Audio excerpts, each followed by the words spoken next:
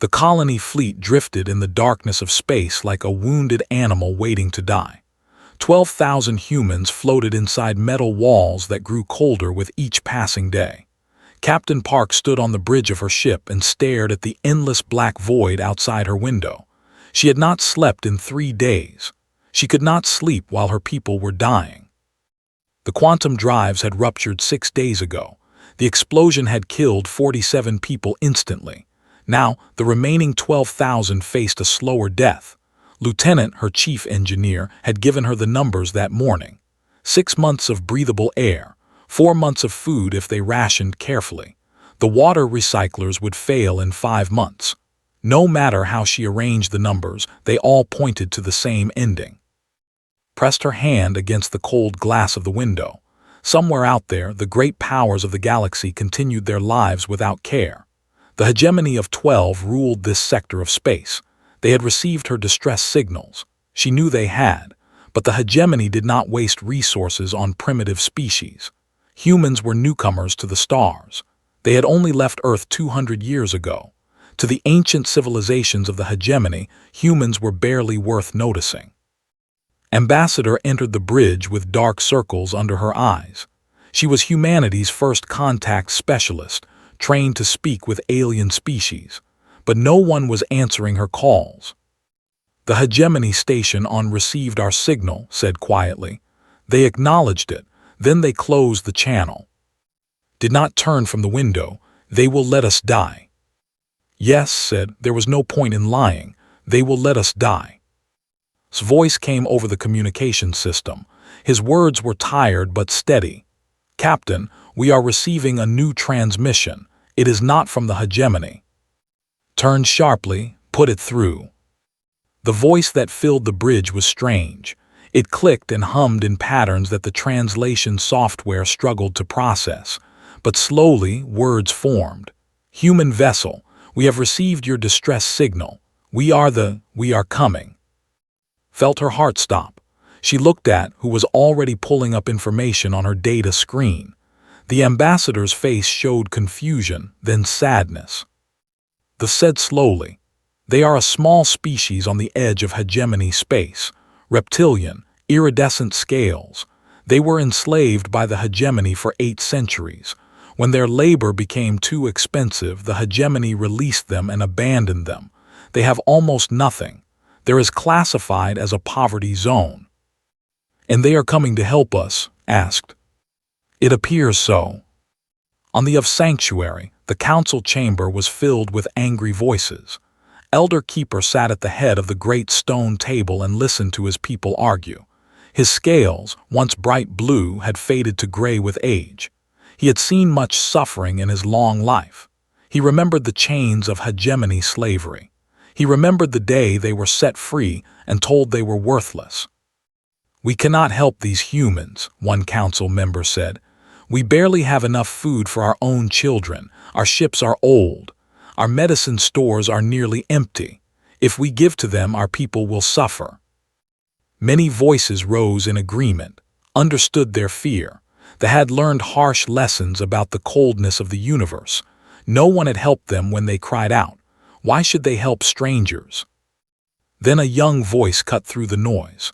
Turned to see a young engineer barely 30 years old standing at the back of the chamber. Her scales were bright green with patterns of gold. She had fire in her eyes. I have listened to this debate for 3 hours, said, and I am ashamed. The chamber fell silent. Elders did not expect such words from the young. We know what it is to be forgotten, continued. We know what it is to send signals into the darkness and hear nothing. We know what it is to watch our children die while the powerful look away. And now we sit here and argue about whether to become like those who abandoned us. She walked forward until she stood before. If we let these humans die, we deserve our extinction. Not because the universe will punish us, but because we will have killed the last good thing inside ourselves. Looked at the young engineer for a long moment. Then he stood. His old bones ached, but his voice was strong. Prepare 3 cargo ships. Load them with food, medicine, and engine components. Strip what we must from our own infrastructure. We will not let these humans die alone in the dark." 3 weeks later, Captain Park stood on the bridge and watched 3 small ships approach through the void. They were old vessels, barely holding together. Their hulls were patched with materials of different colors. They moved slowly, carefully, like elderly relatives walking across a room. Looked at his readings with disbelief. "Captain, those ships are carrying food, medical supplies, and engine parts, enough to keep us alive, enough to repair our drives." His voice shook. "They stripped components from their own planetary grid. They have given us parts of their own infrastructure." Felt tears falling down her face. She did not wipe them away. In all of human history, no alien species had ever come to help them. The hegemony had watched them with cold eyes. Other species had ignored their existence entirely. But these poor and forgotten people had come. The communication system crackled. A voice spoke. "Human vessel, we do not have much, but what we have we share. No one should die alone in the dark." Press the response button. Her voice broke as she spoke. "Vessel, we will never forget this. Do you understand? We will never forget." There was a pause. Then the voice returned, soft and uncertain. "Many have said such words to us before. Words are easy." Closed her eyes. "Then watch what humans do. Watch and remember." The 3 ships docked with the human fleet. Supplies flowed through connecting tunnels. Engineers worked beside human engineers. For the first time in weeks, human children ate full meals. For the first time in weeks, the dying stopped. And across the cold void of space, a bond was formed that would one day shake the very foundations of the galaxy. The human fleet limped through space for 6 months before reaching Sanctuary. When the planet finally appeared on their screens, Captain Park gathered her officers on the bridge to watch. Sanctuary was not a grand world. It had no towering cities or gleaming orbital stations. Its surface was covered with amber forests and silver seas that caught the light of a pale yellow sun. It was modest and quiet and beautiful in the way that humble things are beautiful. They guided the human ships to landing zones outside their largest settlement. As the colonists stepped onto alien soil for the first time, they found crowds of waiting for them. The reptilian beings stood in neat rows, their iridescent scales shimmering in the sunlight. They did not cheer or wave.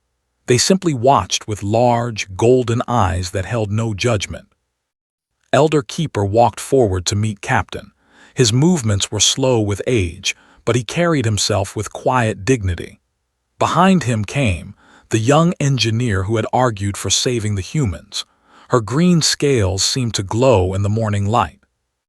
"Welcome to Sanctuary," he said. His voice was warm but tired. "Our world is not rich, our food is simple, our homes are small, but we will share what we have." Bowed deeply. In human culture, this gesture showed the deepest respect. "You saved us when you had no reason to. We carry a debt that we may never fully repay." Scales flickered with an emotion the humans could not read. "We do not ask for repayment. We ask only that you remember what it felt like to be forgotten, and that you never make others feel the same." Over the following weeks, the humans settled into life on Sanctuary. They were given simple homes built from local wood and stone. They shared their meals, which were strange to human tongues but nourishing. Children from both species played together in the amber forests, learning each other's games and words. Doctor, the fleet's chief medical officer, set up a small clinic in one of the settlement's empty buildings. She expected to treat only human patients, but on her 3rd day, a mother brought her child to the door. The young had a breathing sickness that the doctors could not cure. Examined the child carefully. The body was different from human bodies in many ways, but sickness followed similar patterns. She recognized the infection. It was similar to a human illness that had been cured centuries ago. "I can help," said. "The treatment will take several days, but your child will recover." The mother's scales shimmered with colors had never seen before. Later, she learned that these colors meant overwhelming hope. Word spread quickly. More came to clinic. They brought ailments that had plagued their species for generations. Many of these illnesses had simple cures in human medicine. They had suffered for centuries because they lacked knowledge that humans took for granted. Specialist Hand faced a different problem. She was an agricultural scientist who had planned to grow earth crops on humanity's new colony world. Instead, she found herself studying farming methods. What she discovered broke her heart. The soil was dying. Centuries of desperate farming had stripped nutrients from the land. Each year, the harvests grew smaller. They were slowly starving and they had no solution. Spent 3 weeks studying the soil samples. She tested everything she knew and tried combinations she had never considered. Finally, she found an answer. A specific mixture of minerals and organic matter could restore the soil. The materials were common on Sanctuary. They had simply never known to use them. When showed her findings to the farmers, they stared at her in silence. Then, one by one, they began to cry. Their tears were not like human tears. Clear fluid ran from the corners of their golden eyes and dripped onto their scales. "You have saved an old farmer said. "You have given us a future." Ambassador spent her days learning the history of what she discovered was a story of endless suffering. The hegemony had enslaved them for 8 centuries, using them for dangerous labor in mines and factories. When machines became cheaper than workers, the hegemony had simply released them. No reparations, no assistance, just freedom to starve on their own. "Why did you help us?" asked one evening. "After everything you have suffered, why risk your survival for strangers?" Was quiet for a long moment. The amber light of sunset made his gray scales appear almost golden. "Because someone must break the cycle," he said finally. "The hegemony taught the galaxy that kindness is weakness, that helping others is foolish. We chose to believe differently. Even if it kills us, we chose to believe that compassion matters." The time came for the human fleet to leave. Their ships were repaired. A suitable planet for colonization had been found in a nearby system. The humans could not stay on Sanctuary forever. The world could not support 2 species. On the day of departure, Captain called a gathering of all humans.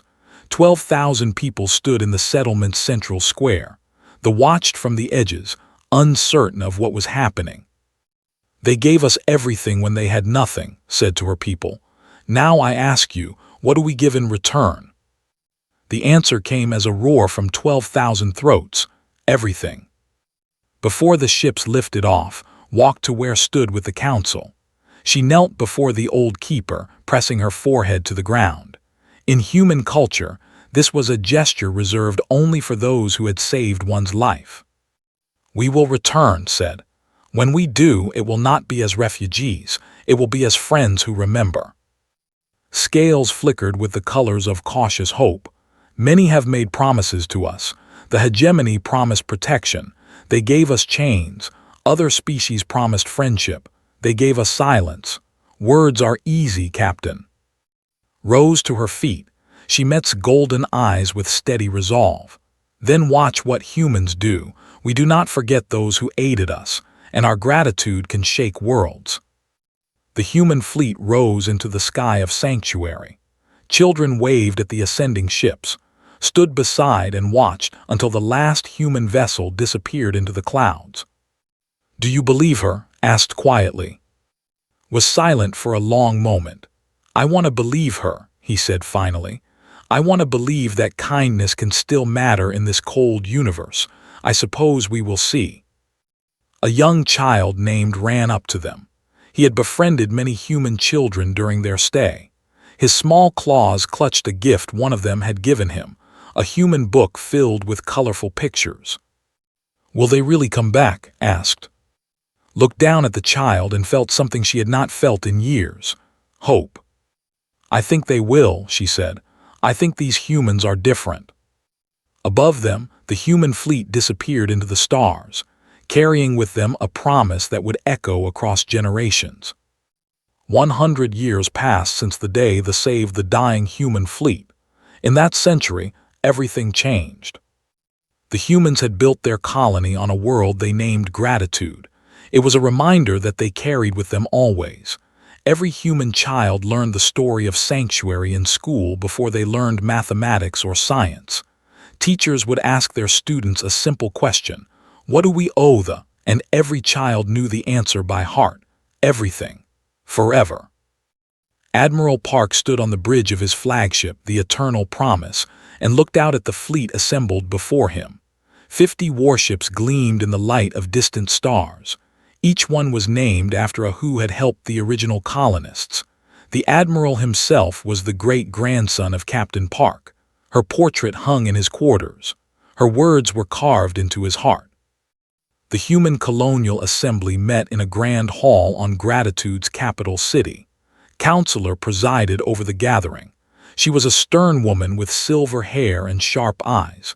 She had dedicated her life to one purpose: keeping humanity's promise to the ambassador entered the chamber with troubling news. She was the descendant of the original ambassador, and she had inherited both her ancestors' diplomatic skills and her position as liaison to the hegemony has sent an envoy, announced. Ambassador of the hegemony of 12 demands an audience. A murmur ran through the assembly. The hegemony had ignored humanity for a century. They had watched the human fleet die without lifting a finger. Now they came with demands. "Let him speak," said coldly. "Let us hear what the hegemony wants after 100 years of silence." Ambassador was tall and thin, with pale gray skin and 4 eyes that never blinked. He walked into the chamber as if he owned it. His voice was smooth and pleasant, like honey poured over broken glass. "The hegemony congratulates humanity on its remarkable growth," said. "You have exceeded all projections. Your species has proven more capable than we expected." "You expected us to die," said flatly. "You received our distress signals. You chose to ignore them." 4 eyes showed no emotion. Resources must be allocated wisely. The hegemony makes difficult decisions for the greater good. Surely you understand. "We understand perfectly. What do you want?" Clasped his long fingers together. "The hegemony is concerned about your relationship with that species is unstable, primitive. They were released from hegemony service centuries ago because they could not meet basic standards. Your alliance with them reflects poorly on humanity." The chamber fell silent. Counselors exchanged glances of disbelief. "We propose a simple arrangement," continued. "Sever your ties with accept hegemony oversight of your expansion. In return, you will gain access to hegemony technology and trade networks. You will become partners instead of outsiders." Stared at the ambassador for a long moment. Then she began to laugh. It was not a pleasant sound. "Let me understand your proposal," she said. "You want us to abandon the species that saved our lives. You want us to betray our oldest friends. You want us to bow to the civilization that left us to die. In return, you offer us partnership with the very people who ignored our suffering." She stood from her seat. Her voice filled the chamber like thunder. "They came to us when we were nothing. They gave us their food when they were hungry. They gave us their medicine when they were sick. They gave us parts of their own infrastructure when they could barely survive. And you ask us to betray them for your trade networks." 4 eyes finally showed something: surprise. He had not expected this reaction. "Leave this chamber," commanded. "Do not return. And tell your hegemony masters this: humanity remembers. We remember who helped us, and we remember who watched us die. We will never forget either." Left in cold silence, the doors closed behind him with a sound like a tomb sealing shut. That night, Admiral Park received orders to deploy the fleet to defensive positions around Sanctuary. The message came directly from Counselor: "Protect our family, whatever it takes." On Sanctuary, the had transformed. 100 years of human friendship had changed everything. The soil was fertile again. The harvests were abundant. Medical knowledge had eliminated diseases that had plagued for centuries. Their population was growing for the first time in recorded history. But more importantly, they were no longer alone. Elder Keeper, the same engineer who had argued to save the humans so long ago, now led the council. She was ancient now, her green scales faded to pale jade, but her eyes still held the same fire they had held a century before. Human ships visited Sanctuary regularly. Human engineers worked alongside engineers. Human teachers taught in schools. The two species had become something new, not just allies, family. When news came that the hegemony had declared the human alliance a rogue entity, convened the council. Fear filled the chamber. They remembered what the hegemony could do. They remembered the chains. "They will come for us," one counselor said. "They will enslave us again. We should surrender. Perhaps if we abandon the humans, the hegemony will show mercy." Struck her walking staff against the stone floor. The sound echoed through the chamber. "We chose to save the humans when it meant our own death," she said.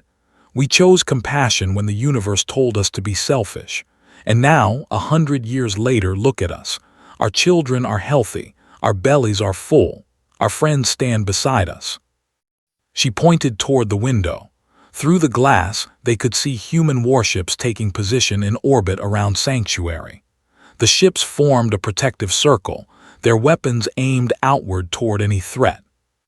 "They came back," said, her voice cracked with emotion. "They promised they would, and they did. The humans have not forgotten us, they have not abandoned us, and I will not abandon them. Let the hegemony come, we will face them together." Who had been a child when the humans first arrived and was now a respected elder, stood to support. He still had the picture book a human child had given him so long ago. It sat in a place of honor in his home. "My human friends taught me something when I was young," said. "They taught me that family is not about blood, family is about choice. The humans chose us, and we choose them." The council voted unanimously. They would stand with humanity. Above Sanctuary, Admiral Park watched the stars and waited for war. He thought about his great-grandmother, Park. He thought about her promise. "We will not let you down," he whispered to the darkness. "We will never let you down." Far away, the hegemony assembled its fleets. They expected easy victory. They expected primitive humans and worthless to crumble before their might. They did not understand what they were facing. They did not understand what happens when humans have something precious to protect. They would learn. The hegemony fleet dropped out of hyperspace like a hammer falling from heaven. 300 warships filled the sky above Sanctuary. They blotted out the stars with their massive hulls. Each ship was a monument to hegemony power, built over of galactic domination. Admiral of the hegemony stood on his command deck and looked down at the small world below. His thin lips curled into a smile. The humans had assembled perhaps 50 ships to defend this worthless planet. They had no warships at all. This would not be a battle. This would be an execution. "Signal the humans," ordered. "Offer them one chance to surrender. If they hand over thee and submit to hegemony authority, we will spare their colony worlds." The message was sent. The response came back within minutes. Admiral Park's face appeared on the hegemony screens. He was calm, too calm for a man facing destruction. "This is Admiral Park of the Human Defense Fleet. We reject your terms. They are our family. We do not sell family. If you want Sanctuary, you will have to take it from our dead hands." Laughed. "Brave words from a doomed species. You have 50 ships, we have 300. Mathematics does not favor you." Smiled. It was not a pleasant expression. "You are correct about the mathematics, but you are wrong about what they mean." The communication ended. Order the attack. The first wave of hegemony ships moved towards Sanctuary with the casual confidence of predators approaching prey. They expected the human ships to break and run. They expected quick surrender. They were wrong. Commander Lee stood on the bridge of the battleship Sanctuary's shield. He was a tactical genius, known throughout the fleet for his unpredictable strategies. As the hegemony ships approached, he studied their formation with cold eyes. "They expect us to fight like the other species they have conquered," said. "They expect orderly formations and predictable tactics. They do not know what humans are capable of when we have something to protect." He opened a channel to his fleet. "All ships execute pattern chaos, make them bleed for every meter." The human ships scattered like leaves in a storm, but there was method in their madness.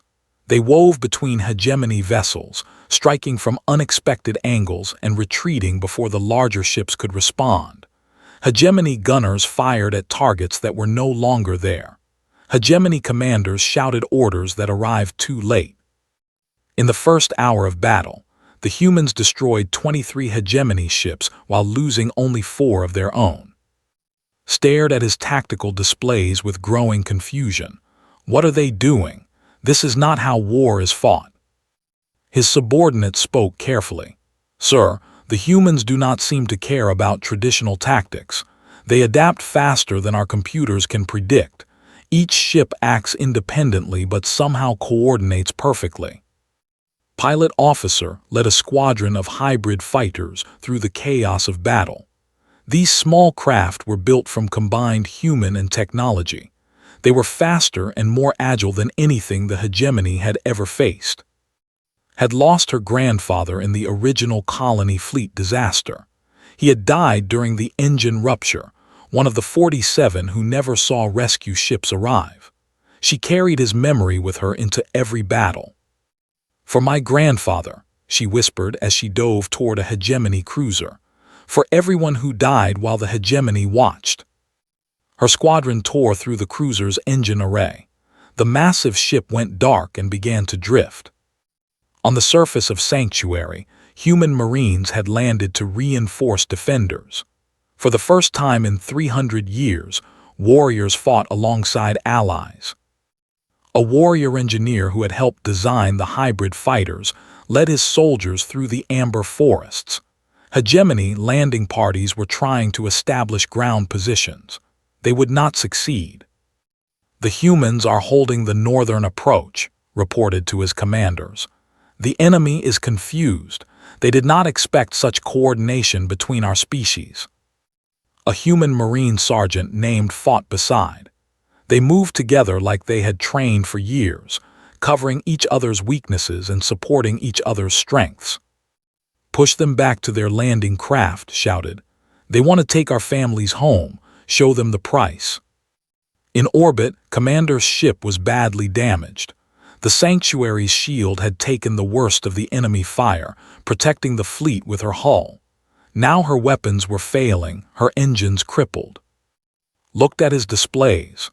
The hegemony flagship was nearby, its engines exposed during a turning maneuver. He made his decision in an instant. "All hands abandon ship. Get to the escape pods. That is an order." His crew protested, but they obeyed. As the last pod launched, took manual control of his dying ship. He aimed the Sanctuary's shield at the hegemony flagship's engine array. "For Sanctuary," he said quietly, "for everyone who saved us." The impact tore through the flagship like a spear through paper. The massive hegemony vessel shuddered and went dark. Admiral screamed for repairs that would never come. Across the battlefield, humans cheered as they saw the flagship fall. But there was no time for celebration. More hegemony ships kept coming. Then the sensors detected new arrivals, ships dropping out of hyperspace, hundreds of them. Felt hope return. His reinforcements had arrived early. Now the humans would be crushed. But the new ships were not hegemony vessels. They were human. Every colony had sent ships. Gratitude had emptied its defensive fleet. New Sol had sent its entire navy. Even the smallest outposts had contributed whatever they could. Civilian transports had been armed with weapons. Mining vessels had been retrofitted for combat. Old retired ships had been pulled from museums and made ready to fly. Admiral Park's voice rang across all frequencies. "Did you think we would let Sanctuary fall? Did you think we would abandon our family? Every human in the galaxy knows what they did for us. Every human child learns their story. And now every human who can fly is here. The reinforcements numbered over 300 ships. The odds were now even.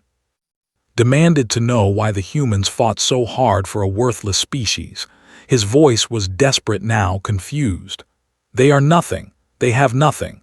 Why do you sacrifice so much for them? His response was broadcast to every ship in both fleets. His words would be remembered for centuries. You see a worthless species. We see the people who saved our grandparents. We see the hands that fed us when we were starving. We see the ships that came for us when everyone else turned away. We see family, and humans do not abandon family. The hegemony fleet broke.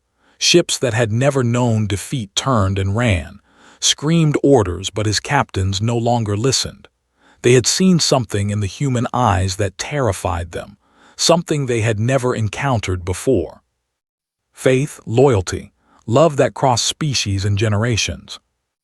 As the last hegemony ship fled, the skies of Sanctuary cleared. The amber forests below were with battle. Bodies from both fleets lay among the trees, but Sanctuary stood. Elder walked through the aftermath with human and soldiers around her. Her old scales were dull with exhaustion, but her eyes shone with tears. Admiral Park found her standing beside a fallen human Marine who had died protecting a child. The Marine was young. He had not lived to see victory. "You came back," whispered. "After everything, after all these years, you came back." Removed his helmet. His face was streaked with sweat and tears. "We promised," he said simply, "and humans keep their promises." Looked at the dead Marine, then at the living soldiers around her. Human and stood together, battered but unbroken. "I believed in you," she said. 100 years ago I argued that saving you was the right thing to do. I did not know if you would remember. I did not know if your gratitude would last, but I believed." She reached out and took his hand. Her claws were gentle against his skin. "Thank you," she said, "for proving me right." Above them, human and flags flew together over a world that would never be conquered. The war of remembrance was over. The war for the galaxy's soul had just begun. 10 years had passed since the war of remembrance. The galaxy was no longer the same place. Something fundamental had shifted in the balance of power, and everyone knew it. The Human Federation had grown into something unprecedented. What began as a bond between two struggling species had become a beacon for the forgotten and ignored across the galaxy. Dozens of species had joined the Federation. They came from the edges of hegemony space, from abandoned colonies and ignored worlds. They came because they had heard the story. They came because they wanted to believe. President led the Federation from its capital on gratitude. She was the granddaughter of Doctor, the medical officer who had healed children a century ago, had grown up hearing stories of Sanctuary. She had dedicated her life to honoring her grandmother's legacy. High Keeper sat beside in the Federation Council chamber. He was ancient now, the same child who had befriended human colonists so many years ago. The picture book his human friends had given him still sat in his home, its pages worn soft from decades of loving hands. "The hegemony ambassador is here," an aide announced. "He requests an audience." And exchanged glances. They had expected this moment. The hegemony had been crumbling since their defeat at Sanctuary. Species that had been silent for were now speaking up. Worlds that had been controlled through fear were now questioning. The old order was dying. Observer entered the chamber. He was younger than most hegemony diplomats, and his 4 eyes showed something unusual, genuine curiosity. He had not come to threaten. He had come to understand. "President, High Keeper," he bowed in the Federation style, not the hegemony style. "I am honored to meet you." Nodded politely. "You are welcome here, Observer. What does the hegemony wish to discuss?" Was quiet for a moment. When he spoke, his voice held none of the arrogance that had marked previous hegemony envoys. I have been sent to understand, he said simply. The hegemony has ruled this region of space for 8,000 years. We have conquered hundreds of species. We have built an empire that spans a quarter of the galaxy. And now, in less than 2 centuries, 2 species that we dismissed as worthless have challenged everything we built. He spread his hands in a gesture of bewilderment. How? You were refugees. They were impoverished relics. How did you become this? High Keeper leaned forward. His old voice was soft but carried clearly through the chamber. You taught the galaxy that kindness is weakness. You taught that mercy is foolishness. You taught that the small and struggling deserve to be forgotten. You abandoned my people when we were no longer profitable. You ignored the humans when they were dying. He pointed at the Federation banner hanging above them. It showed 2 hands clasped together, one human, one. You taught these lessons for 8,000 years, and in all that time, did you ever consider that you might be wrong? President continued where left off. Humans learned a different lesson. We learned that a single act of kindness, offered when there is nothing to gain, can change everything. We learned that those who are forgotten remember. They remember who abandoned them. They remember who came. She gestured to the other Federation representatives in the chamber. Species of all types, beings with scales and fur and feathers and crystalline skin, watched silently. Every species in this room joined us because they heard our story. They heard about the who had nothing but gave everything. They heard about the humans, who promised to remember and kept that promise for 100 years. They joined because they wanted to be part of something different. Listened with growing understanding. You are building an alternative to the hegemony, not through conquest but through compassion. We are not building an alternative, said. We are demonstrating a truth. The hegemony believed that power comes from fear and control. We know that power comes from bonds freely chosen, from loyalty that is earned, not forced, from gratitude that runs deeper than politics. She leaned forward. The hegemony is crumbling because you have no loyalty. Your subjects serve you because they fear punishment. When that fear fades, so does your power. Our members serve together because they love each other. That love does not fade. Was silent for a long moment. Then he asked the question he had truly come to ask. What happens now? What does the Federation want? Answered, we want you to choose. Your hegemony can reform. You can learn to treat other species as partners instead of servants. You can choose compassion over control. If you do this, there is room for you in our galaxy. And if we do not? His voice was gentle but firm. Then you will fade, not because we will conquer you, but because your own subjects will leave you. They will come to us, or they will build their own federations based on our model. In a century, perhaps 2, the hegemony will be a memory, a lesson about what happens to empires built on cruelty. Left the chamber with much to think about. He would return to the hegemony with his report. Some of the 12 would listen, others would not. The old order would not die quietly. But it would die. On Sanctuary, a great monument stood in the central plaza of the capital city. It had been built in the years after the war, carved from stone on both Sanctuary and Gratitude. It depicted 3 ancient cargo ships approaching a dying human fleet. The inscription at its base was written in both human and script. In the year 2847, they had nothing. They gave it anyway. This is why we are here. This is why we remember. This is why we will never stop. Human and children played around the monument. Their laughter echoed across the plaza. They chased each other through the amber light of afternoon, not caring about the differences between their species. To them, those differences meant nothing. They were family. High Keeper visited the monument often. His old bones ached with every step, but he made the journey daily. He would sit on a bench and watch the children play, and he would remember. He remembered being young. He remembered the human children who had become his first friends. He remembered the fear in the council chamber when his elders debated whether to help the dying fleet. He remembered, now long dead, who had argued that compassion was worth any price. A young approached him. She was barely 10 years old, her scales bright with the colors of youth. "High Keeper," she said politely, "may I ask you a question?" Smiled, "Of course, child." "My teacher told us the story of how the humans came. She said we almost died to save them. She said we gave away food when we were hungry and medicine when we were sick."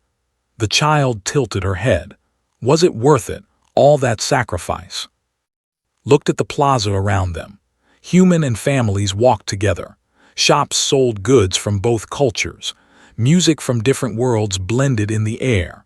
Above them, ships from 100 species moved through the sky, all flying under the Federation banner. "Look around you," he said. "What do you see?" The child looked. "I see people, I see families, I see friends." "Yes," said, "that is what I see too. Before the humans came, we were dying alone. We had no friends, no allies, no hope. We lived each day waiting for the end." He reached out and took the child's small hand in his weathered claws. "Now look at us. Our children are healthy. Our world is prosperous. We have friends across the galaxy. We are part of something larger than ourselves. All because 110 years ago, my people chose to help strangers who were dying in the dark." He looked up at the monument. The 3 cargo ships seemed to move in the afternoon light, forever approaching, forever giving. Was it worth it? Child, we did not almost die. We almost lived alone. And now, because of one choice, neither of our peoples will ever be alone again. The child nodded slowly. She did not fully understand yet. She was young, but someday she would. Someday she would tell her own children this story, and they would tell theirs. That was how gratitude worked. It passed from generation to generation like a sacred flame. It grew stronger with time instead of weaker. It built bonds that could not be broken. Closed his eyes and felt the warmth of the sun on his old scales. He thought of who had started all of this. He thought of Captain, who had promised to return. He thought of all the lives that had been changed because 2 species chose to trust each other. "Yes," he whispered to the wind. "It was worth it. It was worth everything." Across the galaxy, in 1,000 different worlds, humans and in dozens of other species looked up at the same stars. They shared the same story. They carried the same lesson in their hearts. Help those in need. Remember those who help you. Let your gratitude grow until it shakes the very foundations of the universe. The hegemony had ruled for 8,000 years through fear. The Federation would outlast them by remembering love. And somewhere in the vast darkness of space, new species drifted helpless and alone, sending distress signals into the void. They waited for rescue that would never come. Or so they thought. Because now human ships were listening, Federation ships were listening. And when the call came, they would answer. They would always answer. Because that is what gratitude means. That is what family means. That is what humans learned from and what they taught to the galaxy. Kindness is never wasted. It echoes across centuries. It grows until it shakes worlds. And those who offer it in the darkness will never be forgotten. Never,